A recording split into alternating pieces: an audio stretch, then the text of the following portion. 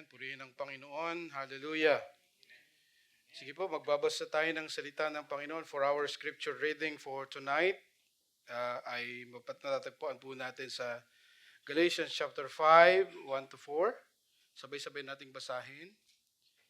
It was for freedom that Christ set us free. Therefore, stand firm and do not be subject again to a yoke of slavery. Behold, I, Paul, say to you that if you receive circumcisions, Christ will be no benefit to you. And I testify again to every man who receives circumcision that he is under obligation to keep the whole law. You have been severed from Christ.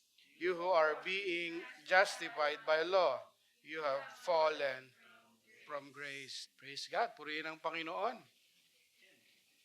Kamusta po kayo lahat, mga kapatid? Ayan, praise the Lord. I hope ay maayos po tayo sa kabila ng mga nangyayari sa ating paligid, nagpapatuloy, ngunit ang biyaya ng Panginoon ay umaagos sa ating mga buhay. Amen? Hindi nagkukulang ang Panginoon dahil ang blessing ay hindi lamang material. Amen? Ang blessing po ay maraming paraan paano tayo ipagpalain ng Diyos. Maraming mga tao ay maraming pera, ngunit hindi naman masaya, hindi po ba? Maraming mga tao mayaman pero walang kapayapaan. Praise God. Pero sa ngayon ay binibigyan tayo ng biyaya ng Panginoon. Ready na po ba tayong makinig ng salita ng Panginoon? Yan, antayin muna namin kayong maging ready. Saka tayo magpapatuloy. Ang ating pong pinag-aaralan ay tungkol po sa Book of Galatians. Ano po yung title ng ating series? Ayan, Freedom of Christ. Freedom in Christ. Sabi mo sa katabi mo, malaya ka na ba? Ayan, praise God. Dapat pinamumuhay natin yung kalayaan natin. Ngayon po, nasa sermon number 9.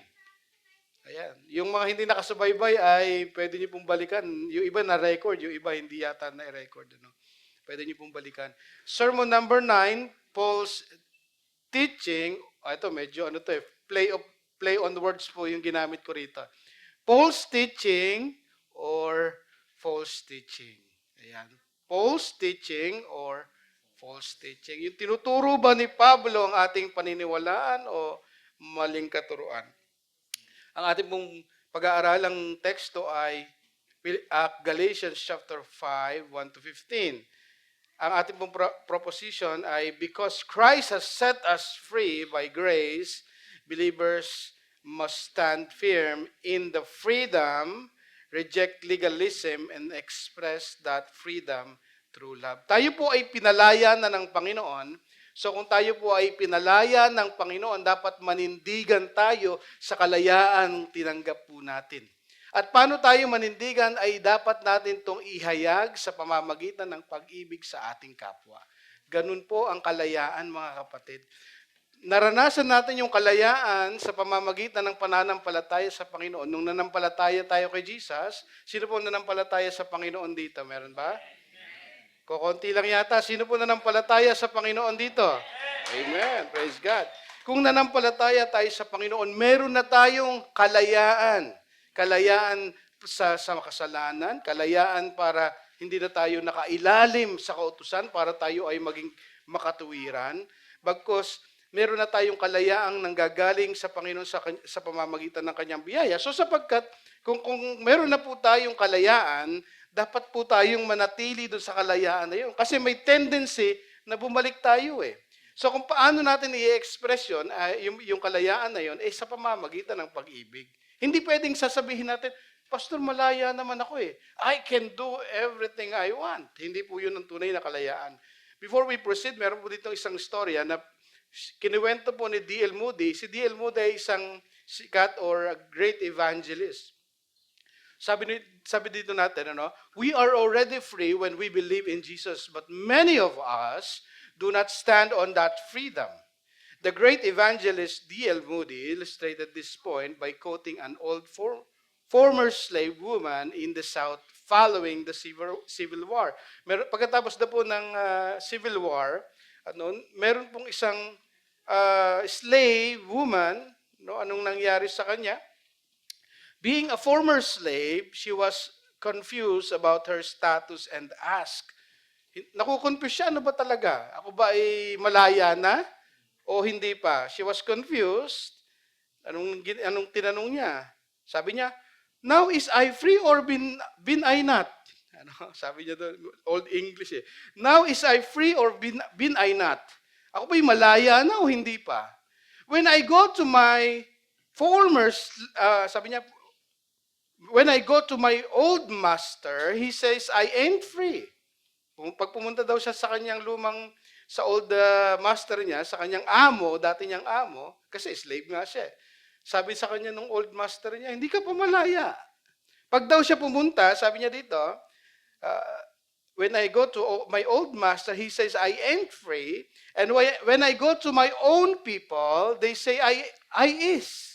And I don't know whether I'm free or not. Some people told me that Abraham Lincoln, siya yung nagpumirma ng ng Emancipation Proclamation eh.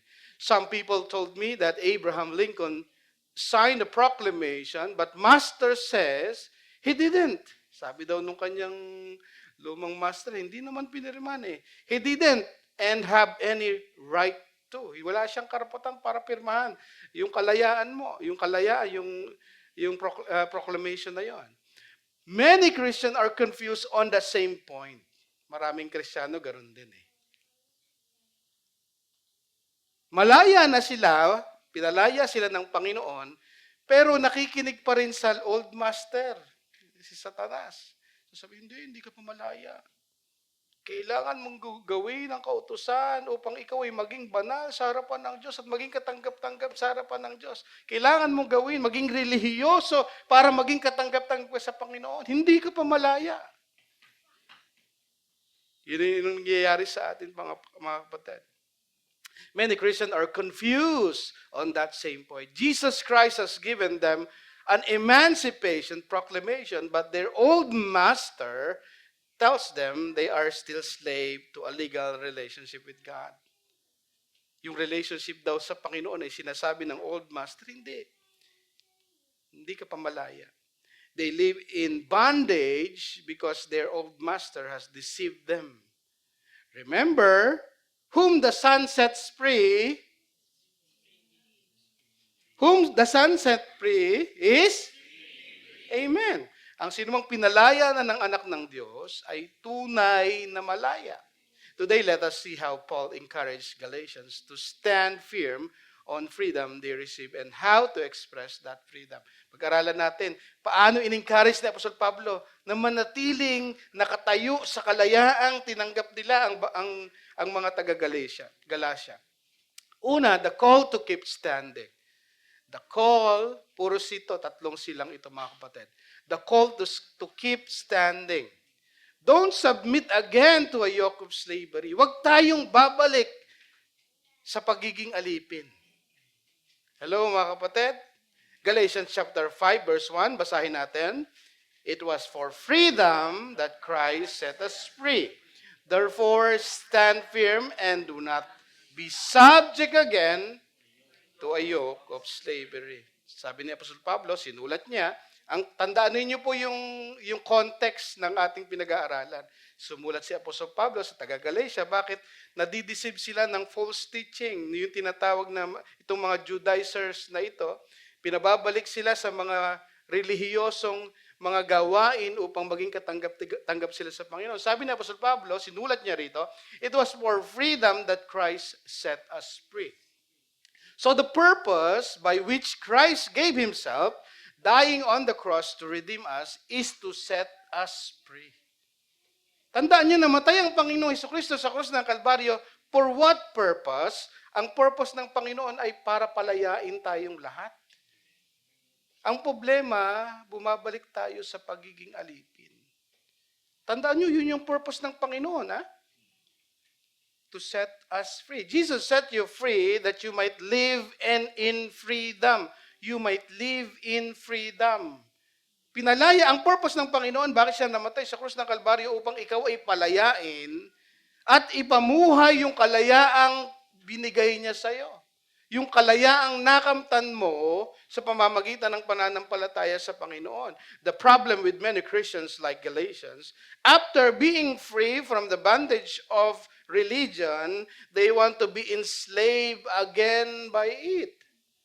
Pinalaya ka na ng Panginoon. Ang problema sa maraming mga Kristiyano, hindi lamang taga-Galatia, ay bumabalik sa relihiyon para maging katanggap-tanggap sa Panginoon. Biruin mo, tumanggap ka sa Panginoon, ikaw ay anak na ng Diyos, tapos sinisikap mong gumawa ng paraan, mga bagay na dapat gawin, mga relihiyosong bagay, tapos sasabihin mo, hindi, feeling ko hindi pa ako anak ng Diyos. Kailangan kong gawin ang mga bagay na ito. Kailangan kong maging deboto para maging anak ka na nga ng Diyos eh. Sabihin mo sa katabi mo, anak ka na ng Diyos. Diba? That's the problem. What is the problem? They are trying to go back to the old system. Malaya na, tapos babalik ka pa dun sa pagiging alipin, mga kapatid eh. It is Christ who sets people free and no one can set themselves free. Sabi nga, it was for freedom. Ang linaw ng text natin, it was for freedom that Christ sets us free. Hindi natin kayang palayain ang ating mga sarili. Si Kristo ang nagpapalaya ng mga tao. Hindi pwedeng sabihin ako, kaya kong palayain ang sarili ko sa bondage, kaya kong iligtas ang aking sarili sa kapahamakan. Hindi to tama yun, mga kapatid. It was for freedom that Christ sets us free. Sabi niya dito, therefore, ngayon, pinalaya ka ng Panginoon, namatay ang Panginoon Jesucristo, it was for freedom, the very purpose Christ died for you is to set you free. Ngayon, therefore, sabi ni Apostol Pablo, therefore stand firm and do not be subject again to a yoke of slavery. Ang ibig sabihin ng stand firm sa Greek ay steiko. It means to stand firm, to be steadfast. Para kang nakatayo, hindi ka dapat matitinag. Steadfast, to persevere. Pag sinabing persevere, mga kapatid, under pressure.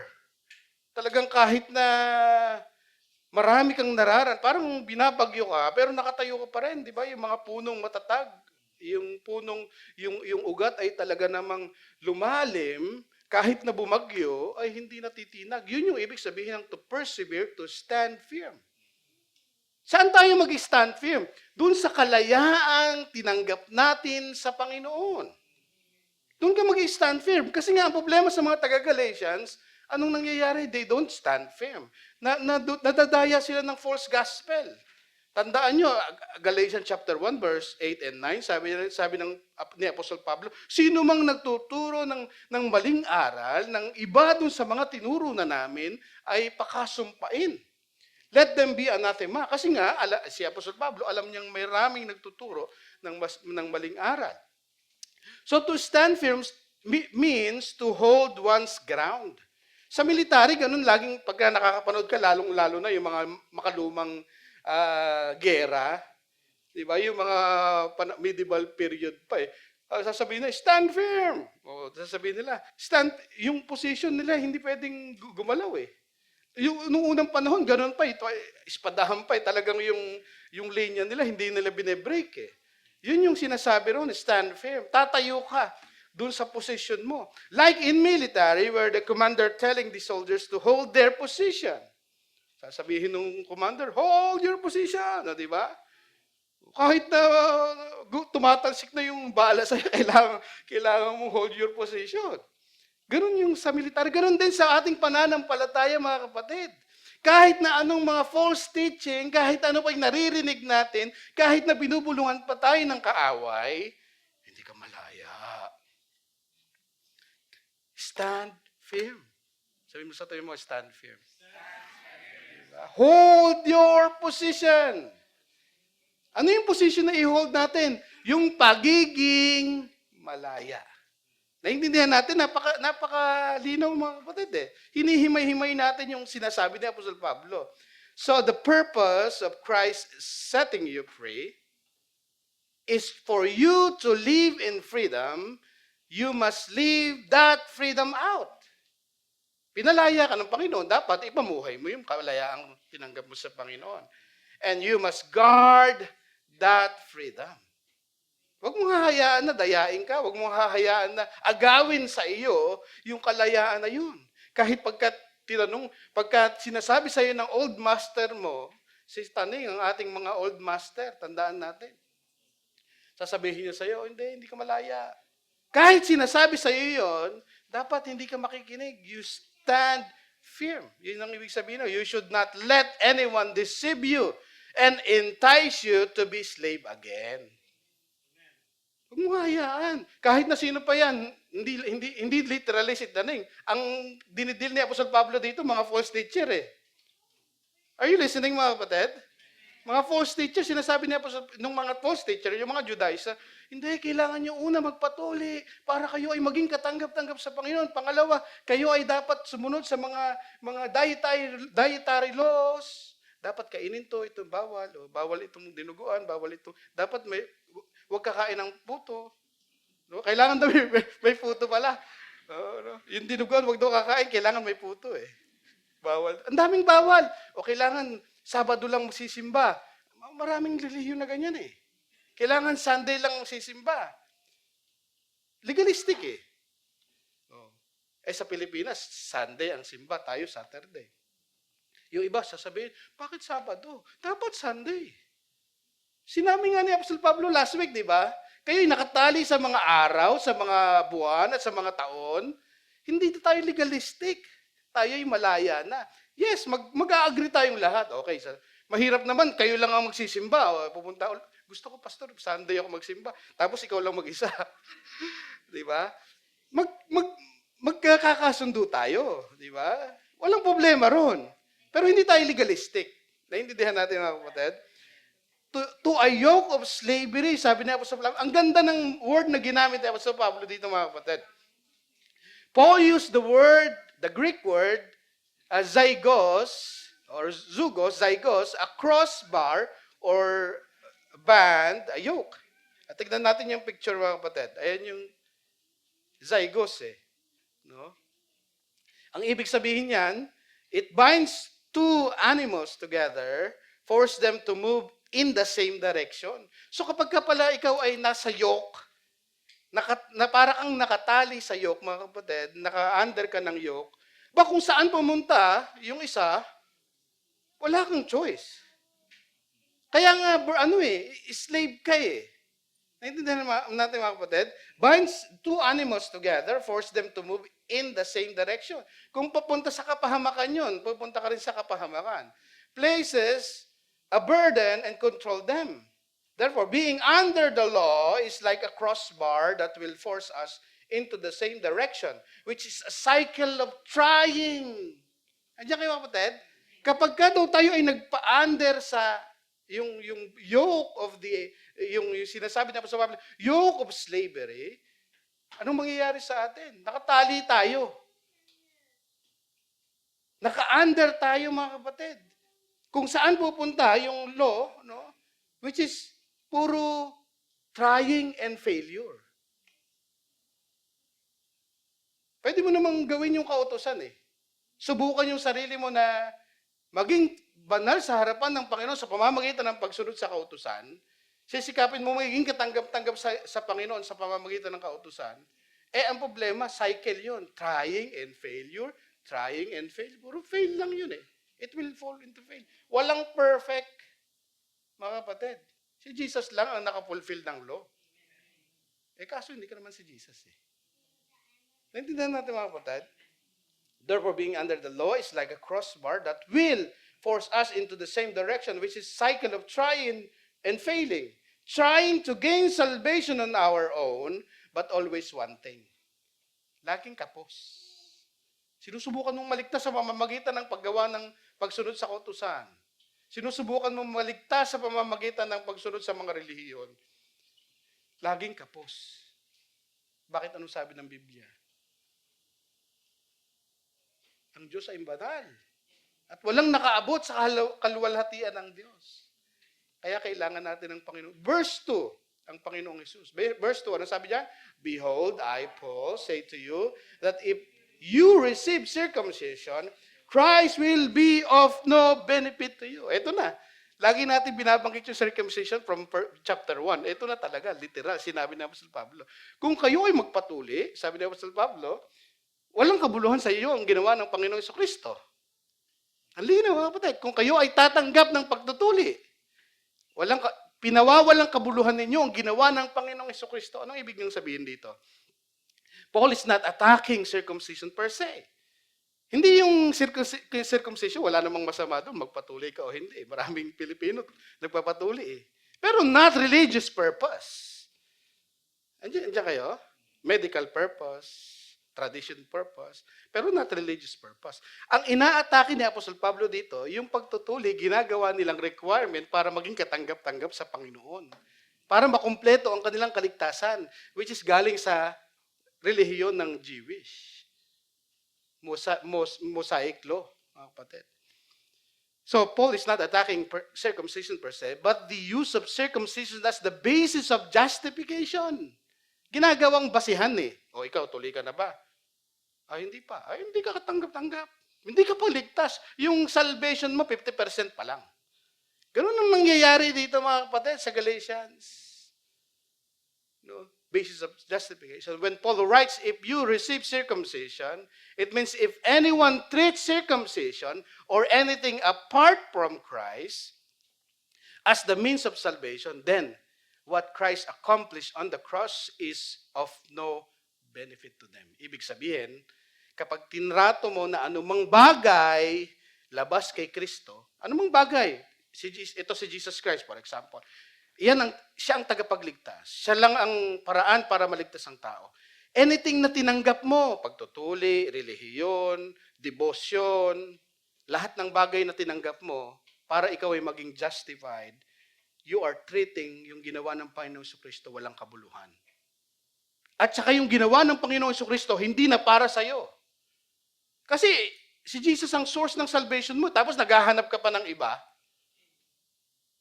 Andiyan kayo, mga kapatid? Si Jesus lamang na ang tanging source ng salvation, tapos hindi. Pupunta ako sa pagtutuli, pupunta ako sa pagrelihiyon, pupunta ako sa membership. Biruin nyo, may relihiyon na pag maliligtas ka, pag nagpa-member ka. Paano yung mga hindi member nung na-found yung simbahan? O 1957, o for example, 1957.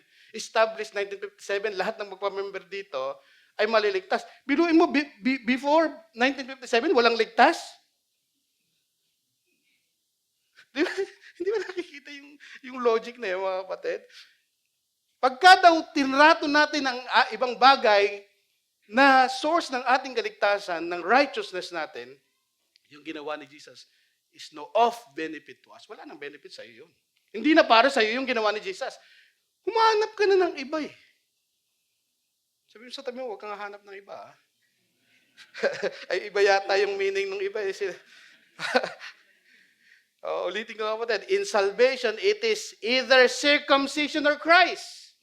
Mamimili ka eh. Sa salvation mo, si circumcision or Christ. Hindi pwedeng halo. Law or Christ. Good works or Christ. There is no middle ground. Hindi pwede bang dalawa? Hindi pwede. Walang middle ground sa salvation. Hindi pwedeng, papatuloy ako para maligtas ako, tapos si Jesus tatanggapin ko. Hindi pwede. Hindi pwede yung mga kapatid. Whoever wants to have a half Christ, sabi ni John Calvin, ganda rin sinabi ni John Calvin eh. Whoever wants to have a half Christ, loses the whole. Kung ang gusto mo kalahati lang ni Jesus, kalahating Jesus lang, tapos yung iba good works, yung iba circumcision, yung iba religion, yung iba pagiging good boy, 50-50, you lose Christ. Hindi pwedeng may katahati si Jesus Christ sa salvation. God will not share His glory. Tandaan niyo yan. Galatians 5:3, verse 3 na tayo. And I testify again to every man who receives circumcision. O kayo, kung sino man ang tumanggap ng pagtutuli, tandaan nyo, hindi lang pagtutuli per se, kundi yung tinatrato mo yung pagtutuli na basis of your justification and salvation. Kung sino man daw who receives circumcision, that he is under obligation to keep the whole law. Okay, tinanggap nyo. Kung sino man sa inyo, sabi ng Apostol Pablo, ang tumanggap. O ngayon, obligado ka na. Sinabi mong magiging matuwid ka sa pamamagitan ng pagtutuli. Ngayon, obligado ka na. Tandaan nyo kung babalikan natin yung bakit natin binabagit ang pagtutuli. Kasi nga, sa panahon ni Moses, ito yung sinyalis ng sign ng covenant sa Diyos sa panahon ng Old Testament. So, ang mga Hudyo ay nagpapatuli talaga upang maging sila ay covenant people of God. Considered covenant people of God. Pero hindi yan ang basis of salvation. Okay? That he is under obligation to keep the whole law. If anyone takes circumcision as the basis of their justification and salvation, then they are not under they are now under the obligation to obey all the law of Moses. So pag nagpatuli ka, sinabi mo, sige, kailangan ko magpatuli para ako ay maging katanggap-tanggap sa Panginoon. Maging covenant people of God ako, maging children of God ako. Ang problema may kasama yon. Anong kasama? Kailangan obligado ka nang tuparin ang kautusan ni Moises. Okay? According to Jewish tradition, there are 613 laws. Hindi lang 10. 10 nga, hindi ko masunod pastor eh. No? So, 2 lang yata yung nasusunod ko. O 1 lang. Baka nga hindi pa eh. Tapos 613, ang sabi niya sa Pablo, sino mang tumanggap sa inyo ng pagtutuli, ay ngayon ay obligado nang tuparin ang kautusan. Ang lahat, tandaan nyo, ang sabi ni Pablo, all. All, mga kapatid. According to Jewish tradition, there are 613 laws or commandments in the law of Moses. So circumcision does not oblige someone to obey dietary law, religious calendar, no, and circumcision. All 613 laws. Sabi mo sa katabi mo, kaya mo yan? To prove how impossible it is to keep the law of Moses, I could start listing all its commandments. Para lamang ma-realize ninyo na napaka-imposibleng tuparin ang kautusan ni Moises. Pwede nating ilista yung mga yung mga kautusan. But even if I limit myself to dietary laws alone, I would run out of time. That's how heavy the law is. Para lang makita nyo kung gaano karami yung law at kung matutupad nyo o hindi, pwede nating ilista isa-isa eh. Pero yung dietary law pa lang, sabi ko sa inyo, hindi tayo matatapos eh. Biruin mo, bawal kumain ng shellfish. Bawal kumain ng yung mga isda na walang kaliskis. O tuna, bawal ang tuna. Bawal yung mga hayop. Ang dami mga kapatid. Kung isa-isahin natin dito, hindi tayo matatapos. Para lamang ipakita sa inyo na hindi natin kayang tuparin ang kautusan. Tapos sasabihin natin magpapatuli tayo. Kaso, yung pagtutuli ay kailangan mong sundin ang lahat ng kautusan. Ngayon, mamili ka. Kalayaan or under the yoke of slavery. Yun lang naman na pinapipili tayo eh. Di ba? Galatians chapter 4. You have been severed from Christ. Ito na, nagpatuli. Di ba? Kayong magpapatuli, wala na sa inyo ang benefit ng Panginoong Jesucristo. Wala na sa inyo yon. Pangalawa, ang sabi ng Apostol Pablo, kung nireceive nyo yung pagtutuli, dapat yung sundin lahat ng kautusan. Obligado kayo. Pangatlo, sabi ng Apostol Pablo, you have been severed from Christ. You who are being justified by law, you have fallen from grace. Yun ang masaklap. Kung sino man tumanggap, tinuturing niya na ang kautusan, ang pagtutuli at ang kautusan, ang magliligtas sa kanya, wala na si Kristo sa iyo. Diba? If anyone return to the law as a basis of their justification, then they are severed from Christ. Ano ibig sabihin ng severed? Severed is from the Greek word, katargeo. It's a crucial to understand Paul's warning in Galatians. It means to nullify, to render ineffective, to make powerless, or to abolish. Ibig sabihin, parang pinutol mo, wala nang kwenta. Yung relationship mo sa Panginoon, parang sinabi mo, wala nang kwenta, wala nang epekto. Yung pagliligtas sa'yo ng Panginoon dahil Panginoong Jesucristo, wala nang kwenta sa'yo. Bakit? To nullify, to abolish, to severed from Christ. Kaya tignan niyo yung mga halaman, di ba? Pagka, wala, hindi na nagbubunga, pinuputol. Bakit? You severed from Christ. Bakit? Hindi na siya source ng iyong kaligtasan eh. Humanap ka na ng ibang source ng iyong kaligtasan. It literally means you have been rendered ineffective or cut off from Christ. You have severed yourself from the source of salvation and turned to something else. Kapag tinanggap mo na ang iyong kaligtasan ay hindi sa Panginoong Hesukristo, dalawa lang naman eh. Si Jesus or something else. Or someone else. So kapag tinrato natin ang ibang bagay na source ng iyong kaligtasan, para i-reject mo na si Jesus. Malinaw mga kapatid eh. It is Jesus or something else eh. His saving, sabi dito, His saving benefit is no longer applied to you because you are relying on something else. Yung pag-asa mo, yung pagtitiwala mo, wala na kay Kristo. Nasaan na? On that case, sa mga taga-Galatians, sa kautusan, sa pagtutuli. This is where the debate often arises, can salvation be lost or not? Ito'y pumapasok yung debate eh. No, pero hindi ito yung punto ni Apostol Pablo. But before taking sides, we must be clear on Paul's point. The warning is strong because the danger is real. Before pumunta tayo dun sa debate, ang malinaw na sinasabi ni Apostol Pablo, the warning is strong, matalas yung warning ni Apostol Pablo kasi yung danger ay totoo. Kasi kapag hindi matalas ang warning, ibig sabihin walang danger. Di ba mga kapatid, naiintindihan natin? When I teach soteriology and we reach this passage, students often ask me for my position. Kasi tuturo rin ako ng soteriology o salvation eh, sa mga pastor eh. Pag pumunta na kami dito sa debate na ito, tinatanong nila, pastor, ano pang position nyo? Isa lang sinasabi ko sa kanila. I am saved by grace through faith and kept by grace through faith. Naligtas ako sa pamamagitan ng biyaya, no? By grace, sa biyaya, sa pamamagitan ng pananampalataya, at nananatili akong ligtas sa pamamagitan ng biyaya, no? By grace through faith. I appreciate how David Guzik puts it. Sabi ni David Guzik, ang ganda ng sinabi niya dito eh. We are saved by our continuing reliance by faith on the grace of God. Paano ba tayo? Yes, naligtas ka.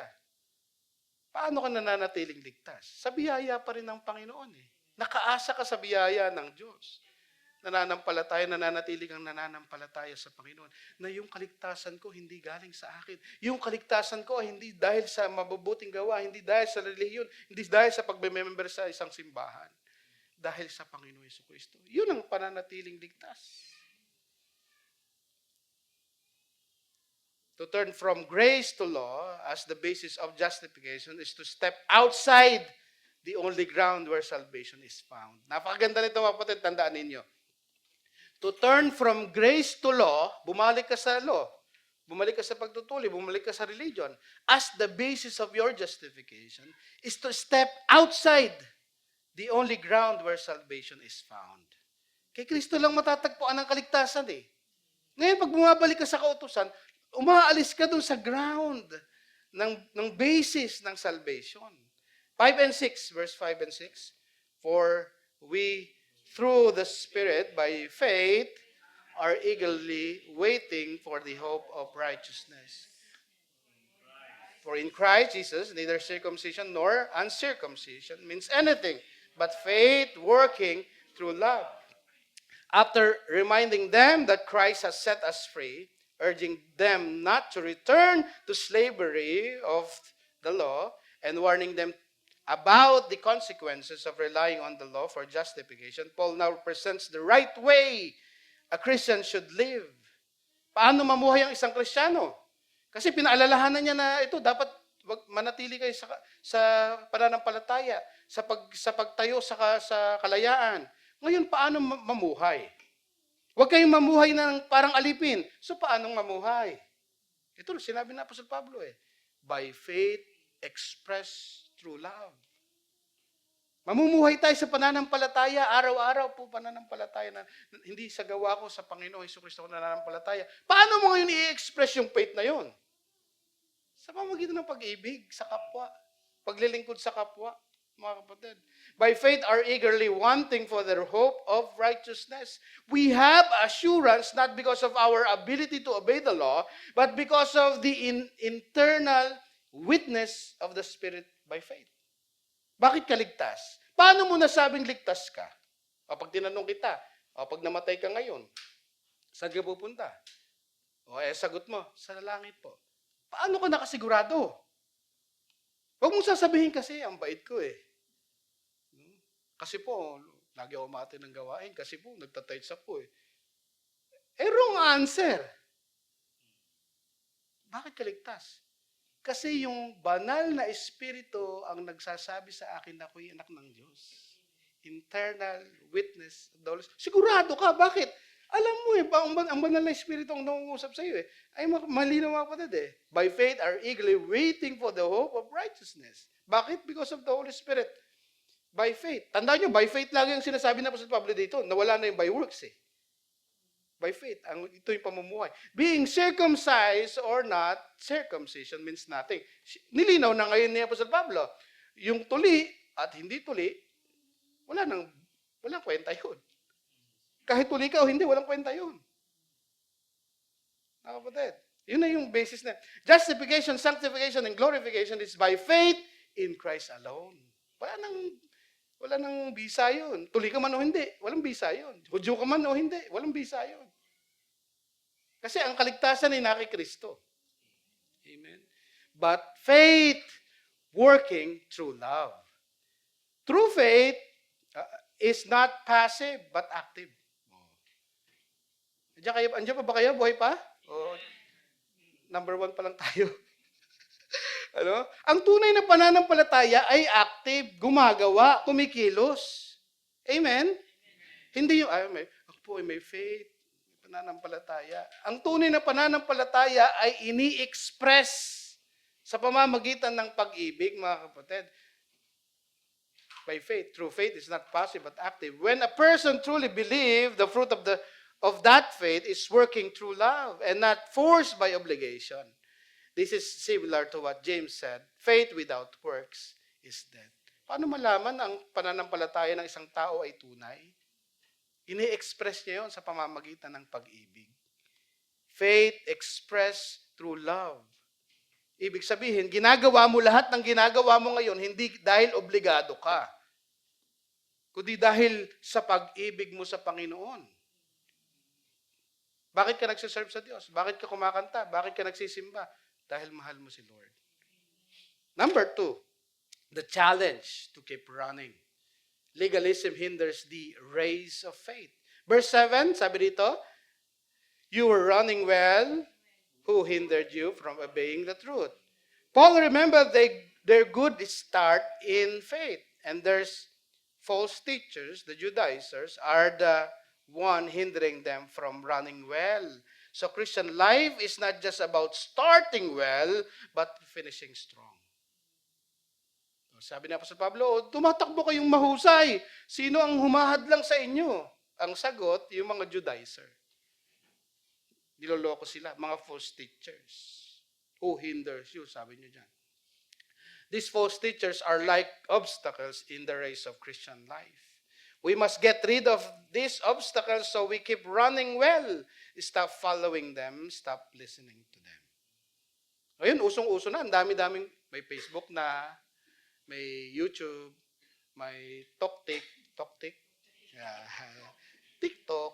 Marami na ngayon Diba? Pagka nanonood ka, ang daming false teachers. Andiyan kayo mga kapatid? So ito yung mga hinder sa ating pagtakbo sa pananampalataya. O nakapakinig ka, naloko ka. Kailangan ko daw magbigay para ako ay yumaman. O, ibigay niyo yung 100. O, sabi, ito, totoo talaga. Give your $100 and it will come to you 100 folds. O nagbigay naman siya, wala namang bumalik. O na-scam ka. Na-scam ka. Mga false teachers who hindered you? Obeying the truth. This means the truth of the gospel call. The call of the gospel is to believe in Jesus. Bakit sinabi ditong obey the truth? Maliligtas ba tayo sa obedience? Hindi naman. Ang sinasabi na po sa Pablo, obey the truth, obey the gospel call, na dapat lahat ng tao ay manampalataya sa Panginoon. Yun yung pagsunod sa gospel call. Hindi yun works. Hindi yun obedience. Yun ang ibig sabihin, mananampalataya ka sa Panginoon. Yun yung gospel call. Obey it. Yun yung command manampalataya sa Panginoon. Verse 8 and 9. The persuasion is not from Him who calls you. A little leaven the whole lump. This persuasion is not from Him who calls you. Ibig sabihin, itong false gospel na ito, itong mga nagtuturo sa inyo na ito, na yung pagtutuli, kailangan gawin itong mga bagay na ito, hindi ito galing sa Diyos. Malinaw mga kapatid. A little leaven the whole lump. This small addition to the gospel, which is legalism, will corrupt the whole message. You don't need full legalism to be in danger. Little is more than enough. Di ba yung libadura, lagyan mo lang ng konti, umaalsa yung tinapay. Di ba? Kaya yung mga tinapay sa Pilipinas, ganunin mo Ang liit na lang. Umalsa na Wow, laki di ba? Ganun din yung yeast. Mga kapatid, yung libadurang tinutukoy dito, sinasabi dito, konting leaven, maaapektuhan yung tinapay. Yung maling katuturuan sa buhay natin, pag pinapasok natin yan sa buhay natin, maaapektuhan tayo. Konti lang ang i-add mo sa gospel, maapektuhan na yung gospel. Makukurap mo ang gospel, kaya nga, truth dapat A little leaven the whole lump. Sabi ng iba, you are saved by faith in Christ, but you must also follow certain rules to stay accepted by God. O ligtas ka, pero sundin mo itong mga bagay na ito. Para maging kumpleto ang kaligtasan mo. Yan, maling katuruan yan Treating spiritual discipline, prayer, fasting, and giving as the basis of acceptance instead of fruit of grace. Good practices become a false foundation. Nagiging pundasyon. Yung pananalangin, maganda naman yung pananalangin pero pag ginawa mong basis yon ng relationship mo sa Diyos, para maging katanggap-tanggap ka at maging ligtas ka, mali yun. Making personal standards, dress, music, tradition, a measure of true spirituality. Legalism yun. Sasabihin ni pastor, dapat may certain tono lang tayo, yung kailangan yung mga mga worship natin, ganun lang, wag yung medyo dugs, bawal yun. Legalism yun Kaya bawal yung bass, sa iba, bawal yung bass, bawal ang drums. Kailangan yung, yung piano lang. Di ba? Legalism Nakabase doon yung buhay. Making personal standards, dress. Diba, kinuwento ko sa inyo, may bawal na makita yung yung siko Biruin mo, ang init-init sa Pilipinas, as long as slave. Hindi, ito talaga, na-experience ko. Kasi yung dati kong, ay oneness Di ba? As long as slave. Biruin mo, magpapabautismo, kailangan nakapantalon, tapos as long as live ka. Nasa beach kayo, ganun kaligalisip. Pagka tinaas mo yan, punta ka sa impyerno. Naalala ko tuloy. Verse 10 to 12 tayo. I have confidence in you, in the Lord. Ito maganda mga kapatid. Di ba? Naloloko na sila ng false teaching Pero sinabi, yung confidence ni Apostle Pablo, hindi niya binigay sa mga taga-Galatia. Binigay niya sa Lord. I have confidence in you, yes. In the Lord. Sa Panginoon. Confident ako sa Panginoon. Anong sabi niya? I have confidence in the Lord that you will adopt no other view. But the one who is disturbing you will bear his judgment, whoever he is. Antindi. Sino man yung dumadaya sa inyo, nagpipreach ng false gospel, sumakanya ang paghahatol ng Panginoon. Paul's confidence is not in Galatians ultimately, but in the Lord. Diba? While studying this verse, one question came to my mind. Paul said, "You foolish Galatians, who bewitched you?" Which means some of them are already enticed. So why he is saying, "I have confidence in you, in the Lord, that you will adopt no other view." So Paul rebukes their present deviation, but trusts God for their final correction. Yes, kinukorek niya, nire-rebuke niya, pero pinagtitiwala niya pa rin sa Panginoon. Kasi may mga nadadaya na, may mga nagpatuli na eh. Pero pinagkakatiwala niya pa rin sa Panginoon yung mga sitwasyon nitong mga taga-Galatians. Sabi niya, "But the one who is disturbing you will bear his judgment, whoever he is." Paul is consistent that false teachers' judgment is sure. From the beginning, pag binasa mo di ba? Consistent si Pablo na yung mga false teacher na yan, sigurado ang judgment niyan. Galatians 1:8 and 9, di ba? Sinabi ko na kanina. "Whoever preaches a different gospel, let them be anathema. Let them be of God's curse." Malinaw, lahat ng nagtuturo ng mali, lahat ng nagtuturo na ang kaligtasan ay wala kay Kristo, balang araw mga kapatid, makakaranas sila ng judgment. Verse 11, "But I, brothers, if I still preach circumcision, why am I still persecuted? Then the stumbling block of the cross would have been abolished." Paul is not preaching the necessity of circumcision as a means of justification. He is not saying it is wrong because in Acts, he circumcised Timothy so that he can freely evangelize to the Jews. Hindi naman niya sinasabing yung pagtutuli ay talagang mali. Yung tinatrato mo yung pagtutuli na basis of your justification, bakit? Si Timothy, pinatuli niya. Para sa Acts, makikita natin yun, saan yun? Sa Acts 16:1-3. Bakit niya pinatuli si Timothy? Kasi para makapag-share ng gospel. Mawala yung stigma na siya ay Greek. Pinatuli ni Apostol Pablo si Timothy, patuli ka. Matanda na yun. Nagpatuli. Para makapag-share sila ng gospel, but not for the purpose of salvation. So, hindi masama. Pero ang masama, pag ginawa mo yung basis ng iyong justification para maging kompleto yung iyong kaligtasan. The cross offends those who wants to earn their way to God. Kaya nga sabi ni Apostol Pablo, anong sabi niya? Stumbling block. Diba?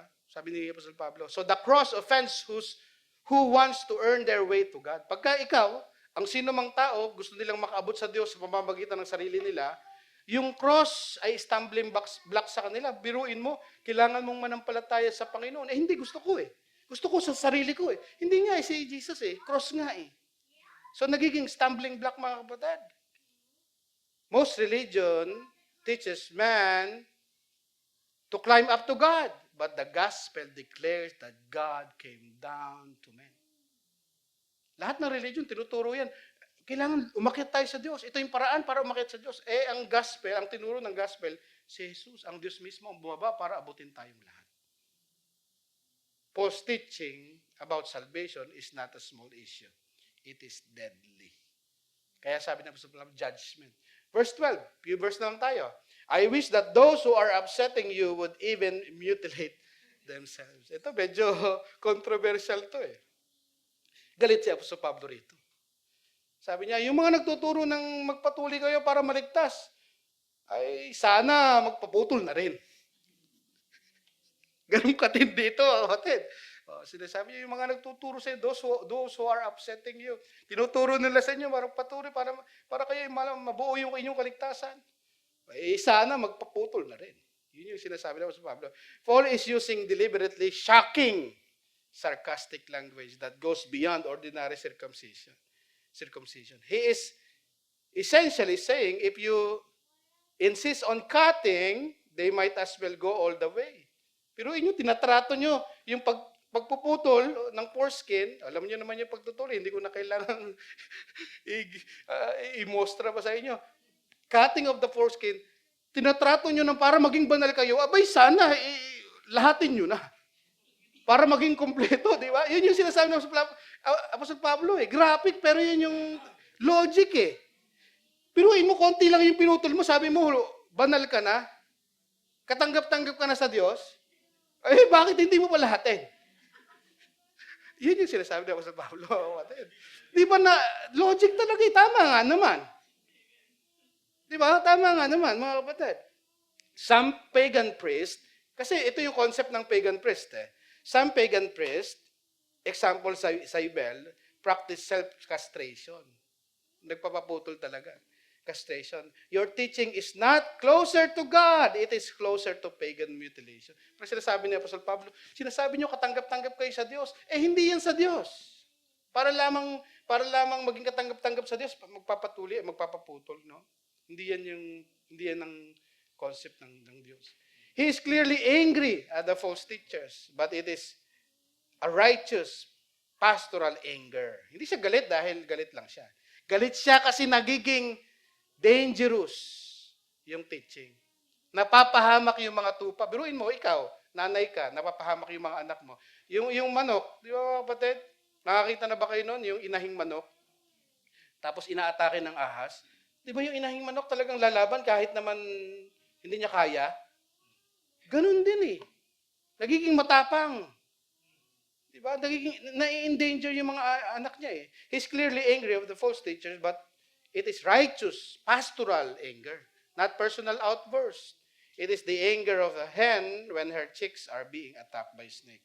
The more you love the flock, the more you hate what harms them. Ganun ang isang pastor. Kapag nakikita niyang napapahamak yung mga tupa, yung mga nagpapahamak sa kanila ay kanyang inaalis. Pangatlo at panghuli, the command to keep loving. Ito na, verse 13 na tayo. Verse 13, for you were called to freedom, brothers, only do not turn your freedom into an opportunity for the flesh, but through love, serve one another. Christ set us free, and we are called to live in that freedom. Amen, brothers and sisters. Freedom is for those who are children of God. So do not turn your freedom into opportunity for the flesh. Many people think freedom is freedom to do whatever they want. Akala nila pag sinabi, freedom. Freedom in Christ. Akala nila, freedom yun para gawin ang lahat ng gusto mo. Gawin lahat ng laman, ng nais ng laman. Hindi po ganun ang freedom. Pang-alipin yun. Diba? Alipin ka ulit ng kasalanan. The freedom Christ accomplished is freedom from the penalty of sin. Wala na yung penalty of sin. Binayaran ng Panginoon eh. Freedom from the power of sin, sanctification, and freedom from the presence of sin. Glorification. Darating ang panahon, wala na yung presence of sin. True freedom is not doing whatever you want to do. But freedom is doing whatever God wants you to do. Yun ang tunay na freedom. Kalayaang gawin ang nais ng Diyos. Yun ang totoong kalayaan. Hindi yung kalayaang gawin ang nais mo. Verse 14, for the whole law is fulfilled in one word. In this you shall love your neighbor as yourself. Living under God's grace gives us freedom not to live selfishly, but sacrificially. Ngayon, sasabihin mong malaya ka na, nanampalataya ka sa Panginoon, hindi ka na under ng kautusan. Ngayon, paano mamuhay ng malaya? Pag-ibig. Pag-ibig sa kapwa. Yun ang pamumuhay ng may kalayaan. Sacrificially, we receive love, mercy, and grace from God. Therefore, we ought to extend such love towards others. Nakaranas tayo ng pag-ibig ng Diyos. Amen? Hindi ka naman tayo karapat-dapat iligtas eh. Naranasan natin yung biyaya ng Diyos. So we must extend that forgiveness, that mercy, that love towards others. Believers who are truly saved by grace through faith will bear much fruit of love. They will express such love in serving others. Ang tunay na ligtas, naglilingkod. Sabihin mo sa katabi mo, ang tunay na ligtas, naglilingkod. Hindi makasarili. Hindi yung, ligtas naman ako eh. Okay na yun. Doon na lang ako sa bahay, magwa-watch na lang akong YouTube. Mag-watch ako ng YouTube at magpipraise the Lord ako. Okay na yun. hindi kaligtas. Ang kaligtasan, ang tunay ay hindi passive ang pananampalataya, kundi active. Legally, na verse 15, last verse. But if you bite and devour one another, beware that you are consumed by another. Legalism and false doctrine do not produce love. Ngayon, pag naniwala tayo sa false teaching, nang tayo ay mapapawalang sala sa pamamagitan ng good works, ang nangyayari, nagkakagatan, nagkakaroon ng dibisyon. Hindi na pag-ibig hindi na biyaya yung tinanggap mo. Self-righteousness na yung ginagawa mo Bakit natin sinabi yun, mga kapatid? Legalism and false doctrine do not produce love, but division, pride, and judgment. Example, a believer looks down on others who don't follow the same spiritual routine. For example, devotion, fasting, and dress standards. Nagiging judgmental, mga kapatid Diba? Yung isang believer, you look down on others. Anyan pa ba kayo? Sinasabi mo, ito si sister, hindi nagpa-fasting. Nagpi-feasting lang. Nako, judgmental ka na. Nako, mahinang lila lang yan. Mahinang Kristiyano yan. Nagiging judgmental ka Bakit? Works-based ka na Yung righteousness mo nakabase na sa routine hindi ako katulad ng mga yan. Kaya ako pag nagpaawit, anointed talaga ako kasi nagpa-fasting ako Nagpa-fasting siya Laging sinasabi, nagpa-fasting ako.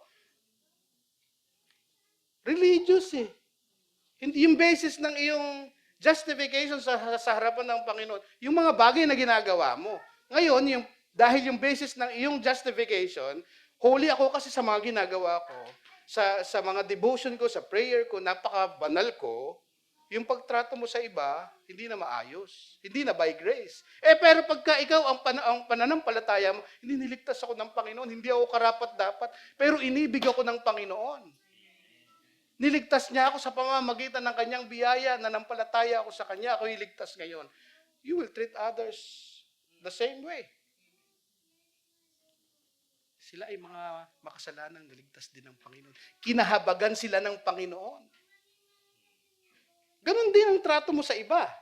Hindi self-righteous, teka, mas maputi yung damit ko kaysa iba. Mas kinula ko yung aking pananampalataya kaysa sa iba. Knowing that we are undeserving sinners saved by grace shapes how we treat others with grace and love.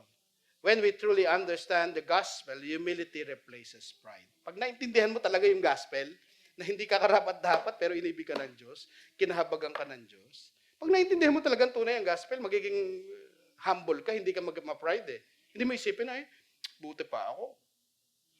Hindi ako tulad ng mga yan. Di ba yung Pharisee, ganoon ang trato sa iba You are patient with a struggling believer because you remember your own weakness. Magiging pasensyoso ka Ba't ganyan magsalita si sister? Maalala mo, ganun pala ako talaga.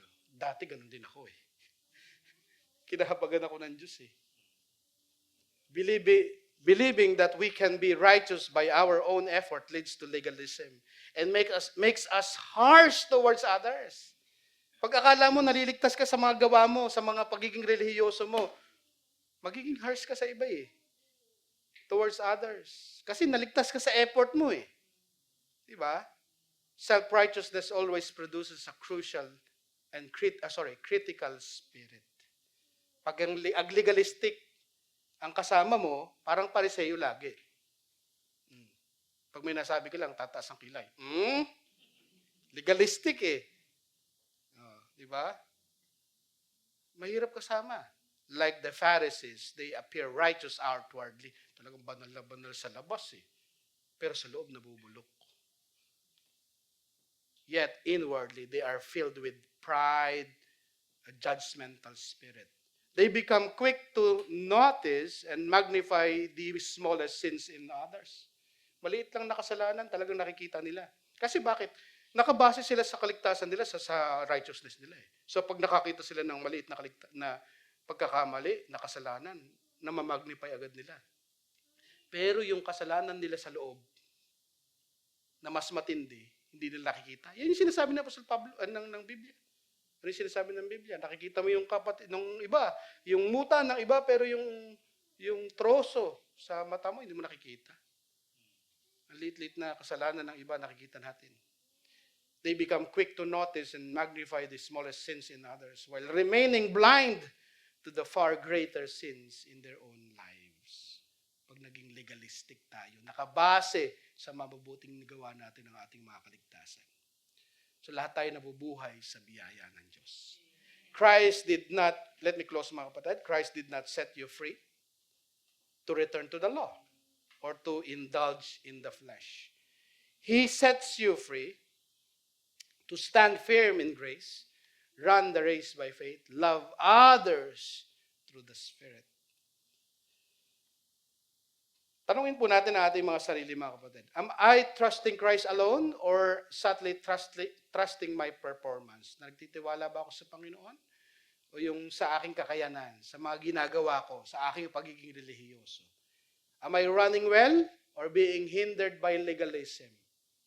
Kamusta ang ating pagtakbo bilang Kristiyano? Is my freedom producing love or pride? Yung kalayaan mo ba?